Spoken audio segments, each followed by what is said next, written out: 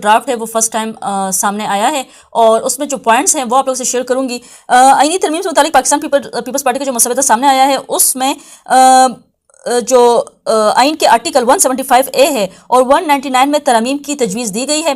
ساتھ ہی ساتھ یہ بھی کہا گیا ہے پیپلز پارٹی کی جانب سے کہ وفاقی آئینی عدالت کے قیام کے علاوہ 4 یعنی ایک تو وفاق میں ایک آئینی عدالت قائم ہوگی اور 4 جو ہے وہ مختلف صوبوں کی اپنی اپنی جو آئینی عدالت ہے وہ قائم ہوگی۔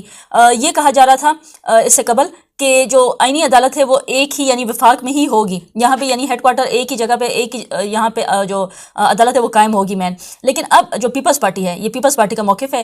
کہ جو آئینی عدالت ہے وہ وفاق کے علاوہ چاروں صوبوں میں بھی اپنی اپنی ہونی چاہیے۔ یہ اس ڈرافٹ میں کہا گیا ہے کہ وفاقی آئینی عدالت اسلام آباد جبکہ صوبائی آئینی عدالت ہے ہر صوبے میں ہونی چاہیے۔ جو چیئرمین بلاول بھٹو زرداری ہیں